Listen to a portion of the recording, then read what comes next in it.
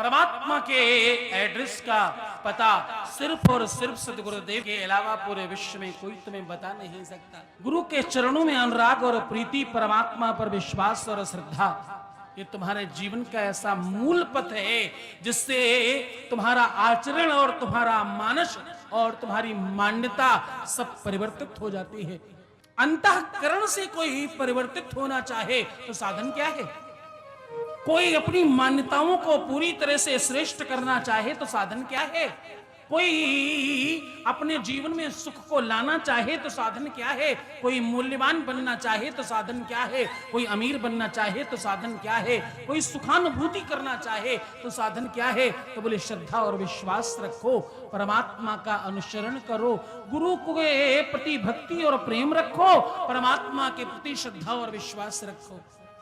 क्योंकि भवानी शंकरो बंदे, क्या? भवानी शंकरो बंदे, श्रद्धा विश्वास रूपिणो, याभ्याम बिना न पश्यन्ति, श्रद्धा तस्त्वमीश्वरम्। ये श्रद्धा और विश्वास का प्रतिमूर्ति है और उसका प्रतिरूप है। महादेव की झांकी आ रही है आपके सन्मुख, महादेव का दर्शन करें, महादेव को अपने जीवन में अंतःकरण में उतारने का प्रयत्न करें। शिवलिंग का स्वरूप क्या है? ऋग्वेद कहता है, गंभीरता से समझना, ऋग्वेद कहता है तुम्हारे शरीर के हर अंग प्रत्यंग का जो आकार है वो शिवलिंग का ही आकार है। और एक बात कहूं, बहुत सारे मूर्ख लोग, बहुत सारे अज्ञानी ये समझते हैं कि लिंग का सीधा मतलब किसी के निजता को कहा जाता है। वास्तविकता में आकार को लिंग कहा जाता है। स्त्रीलिंग, पुल्लिंग और नपुंसकलिंग, ये जो लिंग का शब्द है ये संस्कृत में आकृति को कहा जाता है। और आकृति महादेव की प्रकृति के स्वरूप की है। जो प्राकृतिक पहले भाषा बोली जाती थी संस्कृत से भी पहले, उसमें स्पष्टता में लिखा है कि आदि देव महादेव थे, इनके अलावा कुछ नहीं था। हा? तो सूत जी महाराज कहते हैं सौनकादिक ऋषियों, सुख और दुख की जो वास्तविक परिभाषा तुम समझ रहे हो, आज तुमने सुख और दुख को थोड़ा नजदीक से समझने का प्रयास किया है। अब अगर तुम्हारे मानस में, तुम्हारी बुद्धि में, तुम्हारे चित्त में ये लगे कि नहीं ये सुख होता है और ये दुख होता है, और इस भेद से तुम अपने आप को निजात दिलाना चाहो, इस भेद से अलग होना चाहो और इस भेद में उत्तीर्ण और पास होना चाहो, तो इसका एक ही साधन है। क्या?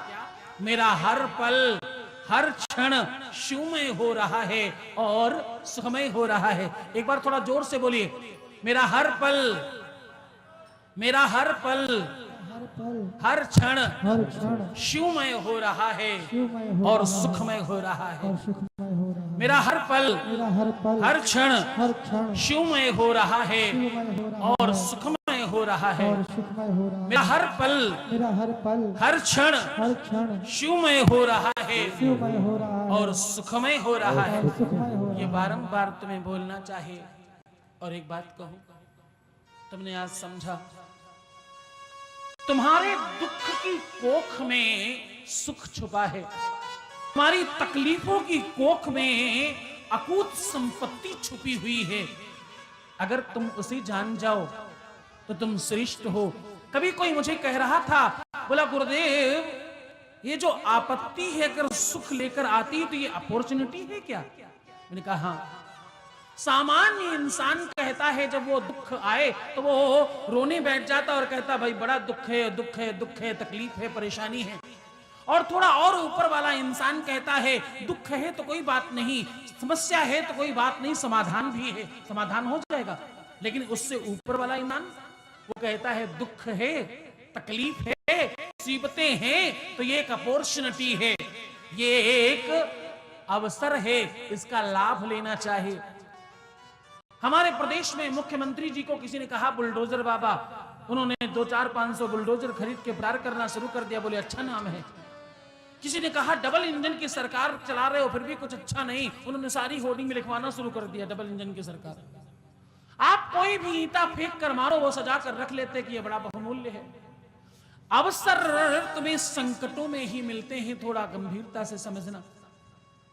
जब जब तुम ज्यादा संकट में होते हो, तुम्हारे आसपास उतने ही ज्यादा अवसर होते हैं। छोटी चीज छूटती है तो वो कुछ बहुत बड़ा मिलता है।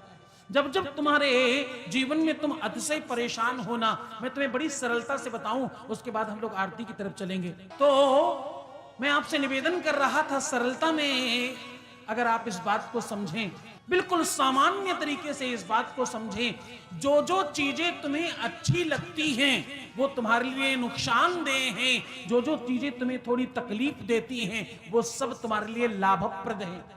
जिन जिन चीजों में तुम अपने आप को मुसीबत में पाते हो, जिन जिन चीजों में तुम्हें लगता है ये बहुत मुश्किल है, तुम सत्य मानना उसमें सुख है, और जिन जिन चीजों में तुम अपने आप को बहुत आनंदित पाते हो वो सब दुख है। सर्दियों में आइसक्रीम खाने का अपना अलग आनंद है, लेकिन वो दुख का कारण है, वो बीमारियों का घर है। लोग जितने भी काम ऐसे करते हैं उन्हें बड़ा आनंद आता होगा, और जिसमें उनको लगता हो कि वो आनंदित हो रहे हैं और वो आनंद पा रहे हैं, वो सब दुख के कारण है। कल परसों मैंने आपको कहा साइकिल नीचे जा रही हो तो मेहनत नहीं लगती, लेकिन साइकिल ऊपर ले जानी हो तो बहुत ताकत लगानी पड़ती और बहुत परिश्रम करना पड़ता है। तुम्हारी उन्नति के लिए तुम्हें संकट उठाने पड़ेंगे, और नीचे गिरने के लिए तुम्हें कुछ नहीं करना है। बुरा होने के लिए तुम्हें प्रयास नहीं करना है, वो अपने आप हो जाएगा। अच्छा करने के लिए तुम्हें प्रयत्न करना पड़ेगा, तुम्हें कोशिश करनी पड़ेगी, तुम्हें ईश्वर के पास जाने के लिए प्रयत्न करना पड़ेगा। बुरी चीजों के पास जाने की आवश्यकता नहीं, वो चीजें खुद तुम्हारे पास आ जाएंगी। हाँ, बुराइयां हमेशा अपने आप तुम्हारे पास आ जाती हैं, अच्छाइयों की तरफ तुम्हें अपने आप को ढकेलना पड़ता है। श्रावण का पवित्रतम मास है, तुम्हारे सन्मुख शिव महापुराण की पोथी और महादेव का वांग्मय स्वरूप है। अद्भुत परमात्मा का गुणगान हो रहा है, परमात्मा की गाथा का श्रवण कर रहे हो तुम, और परमात्मा को ही मना रहे हो।